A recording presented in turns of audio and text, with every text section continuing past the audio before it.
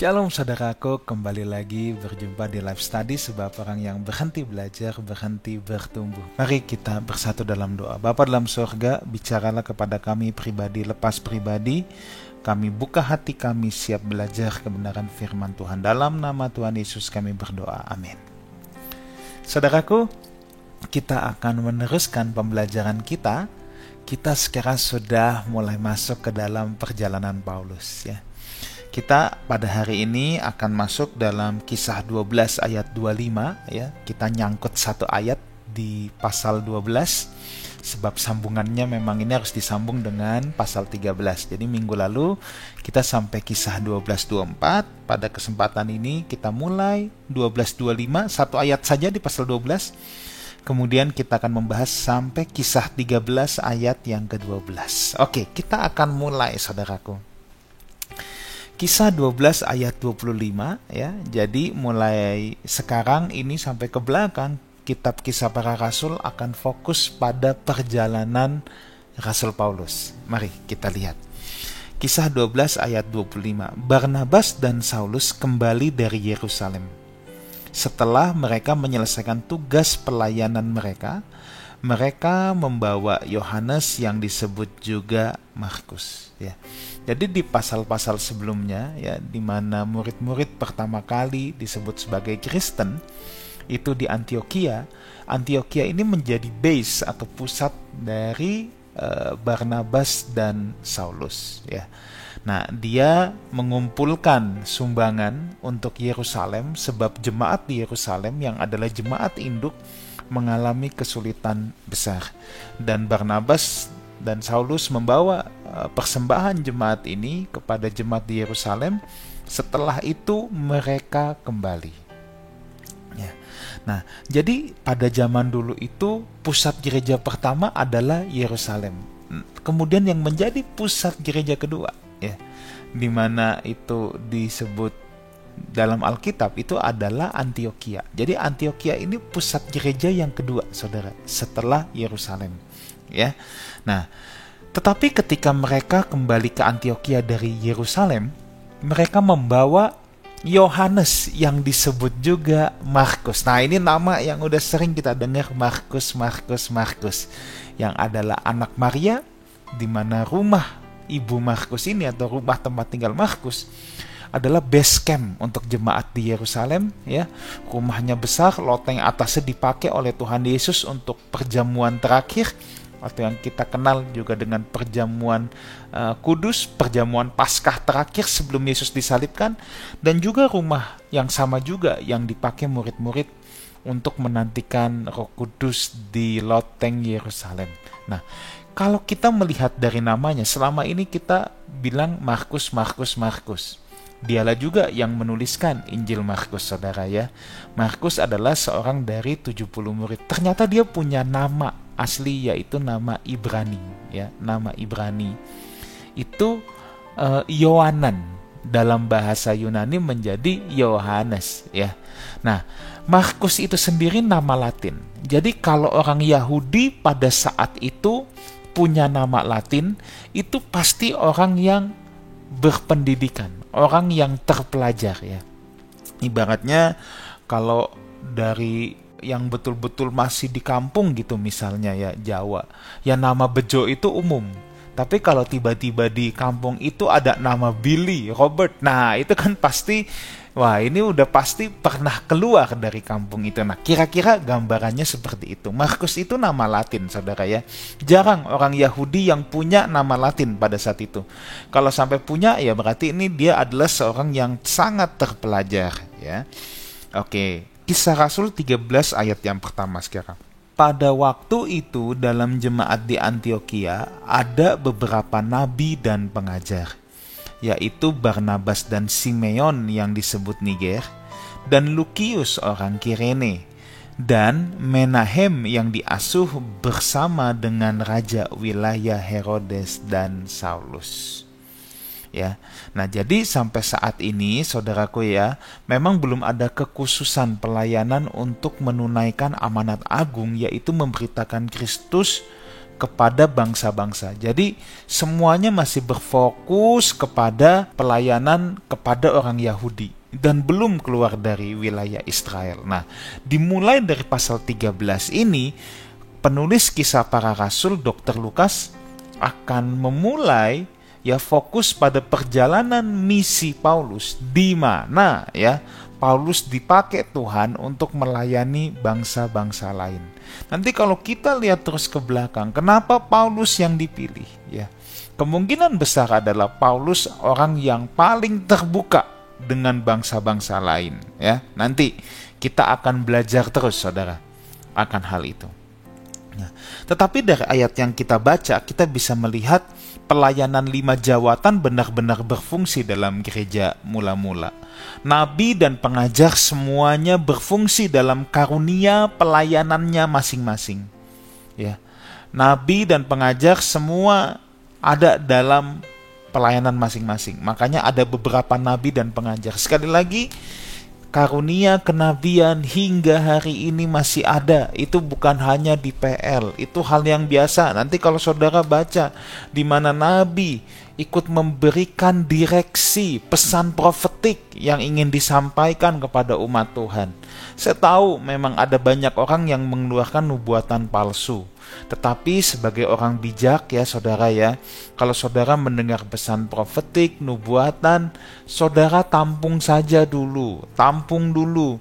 Tidak perlu langsung kita hakimi atau kita nilai itu pasti palsu, enggak Kalau ada banyak yang palsu bukan berarti yang asli itu punah. Tetapi kalau kita menerima hal-hal tersebut, pesan-pesan profetik seperti itu, kita terima dulu, diuji segala sesuatu Oke. Di sini kita lihat Barnabas disebutkan pertama, mungkin karena ia tertua, dan Saulus disebutkan di ayat pertama yang terakhir, mungkin karena ia termuda. Tapi juga ada nama lain, seperti Simon yang disebut Niger karena warna rambutnya yang hitam, untuk membedakan Simon-Simon yang lain, sebab Simon itu adalah nama yang sangat umum pada saat itu. Lalu ada Lukius di sini. Nah, menurut Dr. Lightfoot, seorang teolog Lukius itu menurut dia adalah sebenarnya Lukas, penulis kitab Kisah Para Rasul Dan ada Menahem, seorang terpelajar dari kalangan istana Herodes yang sudah menerima Injil.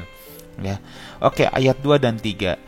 Pada suatu hari ketika mereka beribadah kepada Tuhan dan berpuasa, berkatalah Roh Kudus, khususkanlah Barnabas dan Saulus bagiku untuk tugas yang telah kutentukan bagi mereka. Maka berpuasalah dan berdoalah mereka. Dan setelah meletakkan tangan ke atas kedua orang itu, mereka membiarkan keduanya pergi. Saudara, mereka betul-betul mendapatkan inspirasi Roh Kudus Memang benar, seorang pelayan Tuhan yang sungguh-sungguh mata mereka pasti hanya tertuju kepada Kristus. Barnabas dan Saulus pada saat itu aktif dalam pelayanan kepada jemaat di Antioquia. Jemaat di Antioquia pasti sudah sangat senang, sangat nyaman menerima pelayanan dari Barnabas dan Saulus. Tetapi tiba-tiba perintah Roh Kudus datang untuk mengutus mereka. Ini nggak enak untuk jemaat di Antioquia. Tetapi bagaimanapun, karena mereka tahu ini adalah direksi dari Roh Kudus di mana ketika mereka beribadah dan berpuasa, Roh Kudus mulai berkata-kata melalui perantaraan orang-orang yang memiliki karunia kenabian, bahwa mereka harus merelakan Barnabas dan Saulus dari tengah-tengah mereka untuk kepentingan yang lebih besar, for a greater purpose, yaitu melakukan perjalanan apostolik kepada bangsa-bangsa lain. Saudara, ini adalah sikap hati yang luar biasa. Kalau ada seorang pelayan Tuhan unggulan dalam sebuah gereja, lalu tiba-tiba diutus harus keluar, rela nggak kira-kira jemaat? Biasanya tidak rela. Tetapi di sini kita belajar bahwa kita harus tunduk kepada perintah Roh Kudus. Kita harus tunduk kepada maksud-maksud Tuhan, ya. Sebenarnya hal ini sudah disepakati oleh Yakobus, Petrus, dan Yohanes, ya. Dalam Galatia 2 ayat 7 sampai 9 di situ dicatat bahwa mereka pernah berjabat tangan, Yakobus, Petrus, dan Yohanes, untuk menentukan memang Paulus itu untuk orang-orang yang tidak bersunat. Lalu kita lihat mereka meletakkan tangan ke atas Barnabas dan Saulus, tanda pengutusan. Di sini kita bisa melihat kerendahan hati khususnya seorang Barnabas. Ya, pasti di Antioquia ini yang paling dituakan, saudara. Paulus masih muda pada saat itu, ya. Paulus belum memiliki nama besar, tetapi Barnabas sudah sangat memiliki nama yang sangat terkemuka di tengah-tengah jemaat. Paulus itu masih dikenal sebagai, dulu dia penganiaya orang Kristen. Sekarang kemana-mana dibawa sama Barnabas yang adalah bapak rohaninya. Nah, di sini tapi kita bisa lihat kerendahan hati khususnya Barnabas, ya. Sekalipun ia paling dituakan, tetapi ia mau, ya, ditumpangkan tangan sebagai tanda pengutusan. Orang-orang zaman sekarang nggak banyak, saudara, ya, nggak banyak yang mau seperti ini. Tetapi saya belajar, saudaraku, saya belajar khususnya dalam hal ini. Biasanya orang semakin merasa dirinya someone, ya, merasa dirinya penting, hebat, makin nggak mau. Enak aja, you mau tumpang tangan saya, ya. Padahal penumpangan tangan itu hal yang alkitabiah, ya. Ini Barnabas paling dituakan. Boleh dikata yang menumpang tangan junior-juniornya, tapi inilah pelayan Tuhan yang benar pasti punya kerendahan hati. Ya, pasti memiliki yang namanya kerendahan hati, ya. Oke, sekarang ayat yang keempat. Oleh karena disuruh Roh Kudus, Barnabas dan Saulus berangkat ke Selukia dan dari situ berlayar ke Siprus. Selukia adalah kota pelabuhan yang berhadapan dengan Siprus. Siprus itu kan satu pulau kecil, tetapi Selukia ini bukan di pulau Siprus, tapi kota yang berhadapan. Ibaratnya Merak dan Bakahuni Lampung gitu ya, jadi hadap-hadapan gitu ya. Nah, dan dari sana mereka menyeberang lautan ke Siprus. Siprus menjadi destinasi pertama Barnabas dan Paulus. Saudara ingat Barnabas dari mana? Barnabas itu orang Siprus. Kenapa ke Siprus dulu? Ya bisa karena jaraknya paling dekat, tetapi juga bisa saja ya Barnabas rindu agar penduduk Siprus menerima buah pertama dari jerih payahnya di ladang Tuhan, ya. Nah, sekarang ayat 5-8 saya akan bacakan. Setiba di Salamis, mereka memberitakan firman Allah di dalam rumah-rumah ibadat orang Yahudi, dan Yohanes menyertai mereka sebagai pembantu mereka. Mereka mengelilingi seluruh pulau sampai ke Pafos. Di situ mereka bertemu dengan seorang Yahudi bernama Bar Yesus. Ia seorang tukang sihir dan nabi palsu. Ia adalah kawan gubernur pulau itu, Sergius Paulus, yang adalah orang cerdas. Gubernur itu memanggil Barnabas dan Saulus karena ia ingin mendengar firman Allah.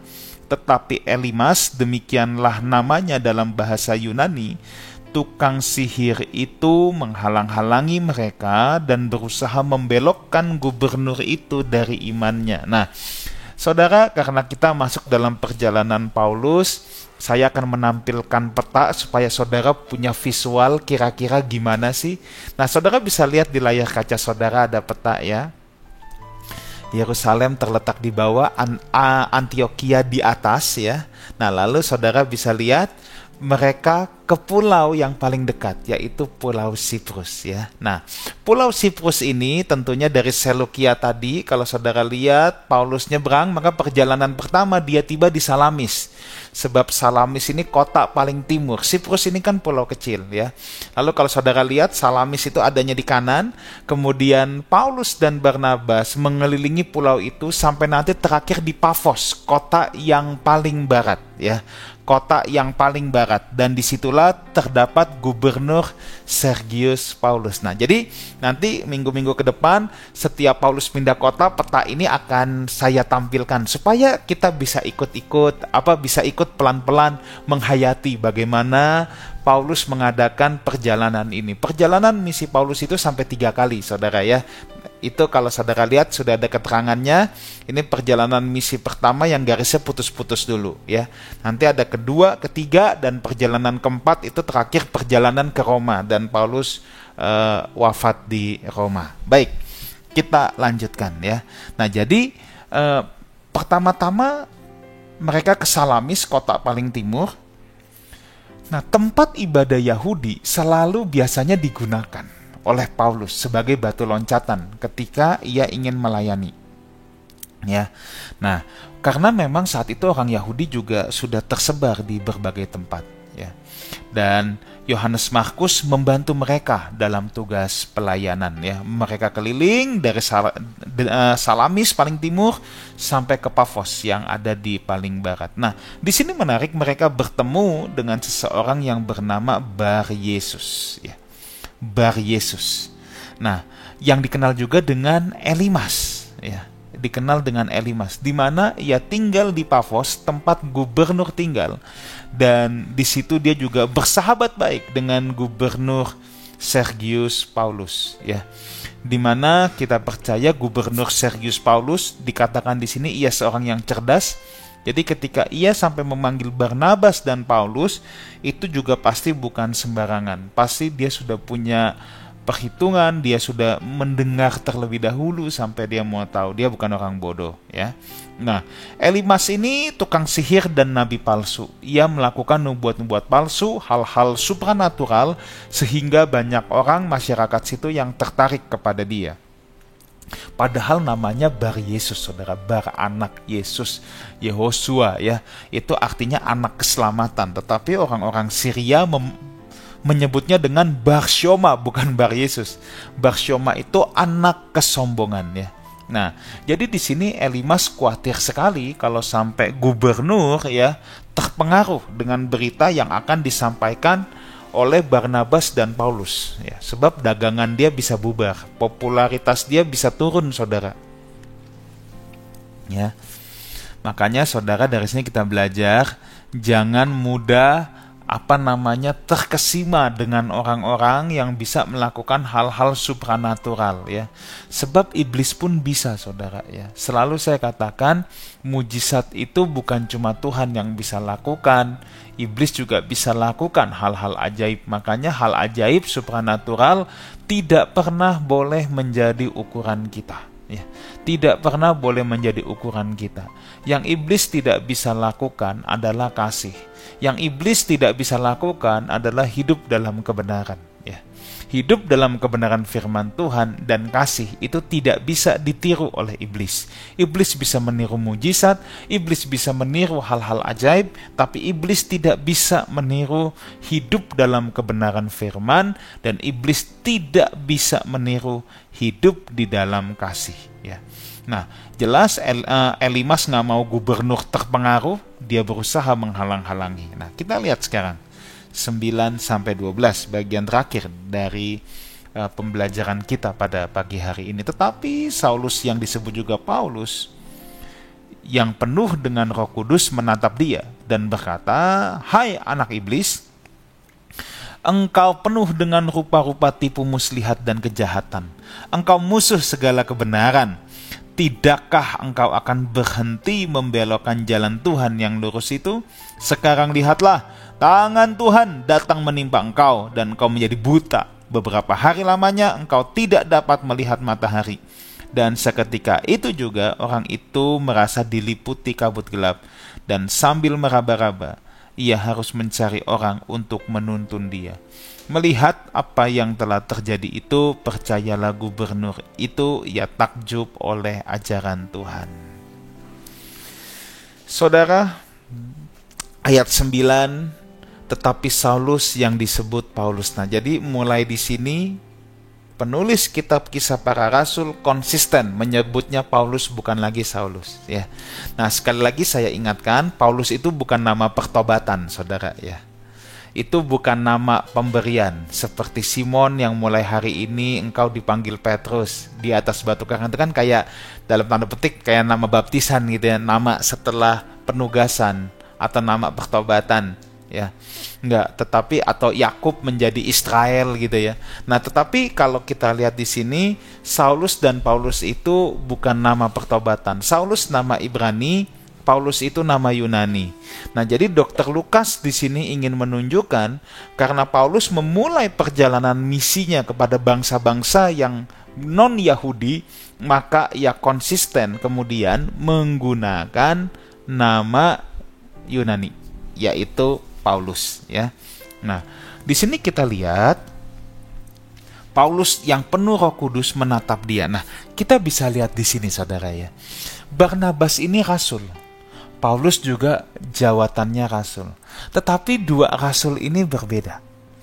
Paulus ini rasul yang konfrontatif. Tidak aneh, salah satu ciri pelayanan kerasulan memang adalah mendobrak dasar yang lama atau menghancurkan dasar yang lama dan mengganti dengan dasar yang baru. Sebab pelayanan peletakan dasar pada sebuah gereja, peletakan identitas pada sebuah gereja, itu adalah pelayanan kerasulan. Ya, itu salah satu fungsi pelayanan kerasulan. Ya, jadi kalau Paulus di sini harus konfrontatif, didorong dengan tipe kepribadiannya. Kalau saudara pernah belajar DISC, Paulus ini orang merah, saudara, orang dominan, ya. Dia itu pemimpin by nature, ya. Kalau zaman dulu dibilang Paulus itu orang kolerik, jadi dia tidak takut untuk berkonfrontasi. Dia konfront. Nah, beda dengan Barnabas. Kalau Barnabas ini juga rasul, tetapi dia jenis kerasulan networking. Dia jenis kerasulan yang persuasif. Kalau di tipe kepribadian, dia pasti influence, tipenya kuning, yang I. DISC itu dia yang I, ya. Dia tuh orang people oriented.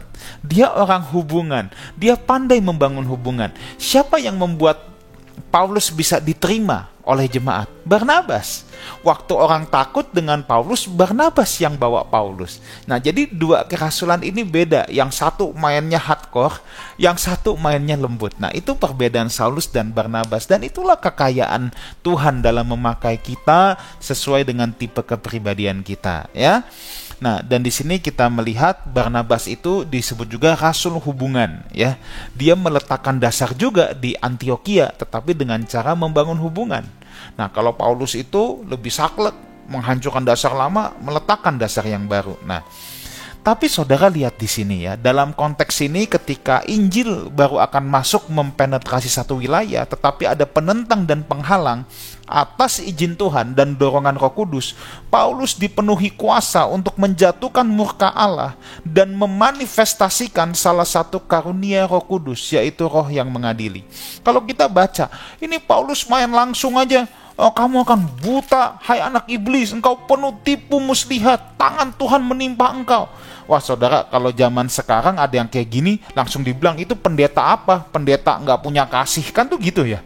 Pendeta nggak punya kasih, mendatangkan hukuman Tuhan. Nah, saudara, kita harus melihat konteksnya, ya. Yang pertama, bahwa Paulus tidak menggunakan hal ini untuk kepentingan dia sendiri. Dua, hal ini dilakukan di mana Injil belum mempenetrasi tempat tersebut. Tempat tersebut dalam tanda petik sedang dihipnotis oleh si Elimas ini. Dan Paulus mau menghancurkan dasar yang lama. Saya harus katakan, kalau ada hamba Tuhan sekarang menggunakan dasar ini di tengah-tengah kota besar, di mana Injil udah ada di mana-mana, wah, itu pasti bukan berasal dari Tuhan, ya. Kalau tiba-tiba bilang mengutuki orang seperti ini, tangan Tuhan menimpa engkau, atau yang menentang dia bisa miskin, sakit, mati, dan lain sebagainya, itu pasti bukan berasal dari Tuhan. Apalagi kalau ditujukan kepada orang-orang Kristen, kan aneh. Kalau ini kan enggak, ini jelas, ini adalah penentang Injil. Ya, dan Paulus sedang ingin memasukkan sebuah dasar yang baru. Nah, di situ karunia Roh Kudus bekerja, ya. Jadi kita tidak bisa bilang Paulus tidak punya kasih. Dia sedang berkonfrontasi dengan seseorang yang mau membelokkan jalan Tuhan yang lurus. Jadi kita harus bisa membedakan mana domba yang tersesat, mana serigala berbulu domba. Kita harus bisa membedakan itu. Kalau Elimas, dia nubuat tapi nubuat palsu, ini jelas serigala berbulu domba. Harus digebuk. Beda dengan domba yang tersesat, saudara, ya. Domba yang tersesat itu kan, ya, saudara seiman kita sedang jatuh, jangan digebuk, saudara. Dirangkul, ya. Tapi kalau dia seorang pengajar, ikut mengajar, tapi memberitakan ajaran palsu. Nah, ini serigala berbulu domba. Kita harus bisa membedakan, ya. Seseorang itu domba yang tersesat atau serigala berbulu domba. Jadi kita tidak cepat-cepat menghakimi ada orang yang jatuh digebuk, enggak boleh, saudara, ya. Kita harus lihat kapasitas dia apa, ya. Tetapi kalau seorang pengajar, seorang yang mengajar banyak umat Tuhan, ikut berkhotbah, ya. Nah, kalau dia jatuh bukannya berarti dia pasti serigala. Kita lihat kejatuhannya di mana. Tetap harus dirangkul dulu. Tetapi kalau mengajarkan ajaran sesat, mengajarkan ajaran yang menentang Alkitab, merendahkan Alkitab, merendahkan keilahian Tuhan Yesus, itu pasti serigala berbulu domba. Kan ada orang yang ngajarnya benar, tapi hidupnya jatuh. Beda ya, sama orang yang mengajarkan yang gak benar. Yang ngajarin gak benar, udah pasti hidupnya juga berantakan. Percaya saya. Ya. Nah, akibat dari peristiwa ini, gubernur justru menjadi percaya dan mengikuti jalan Tuhan. Demikian pembelajaran kita pada hari ini. Mari kita berdoa. Matraikan apa yang menjadi seluruh kebenaran firman Tuhan dalam lubuk hati anak-anak-Mu. Demi nama Tuhan Yesus kami berdoa. Amin. Sampai jumpa di live study minggu depan. Sebab orang yang berhenti belajar, berhenti bertumbuh. God bless you.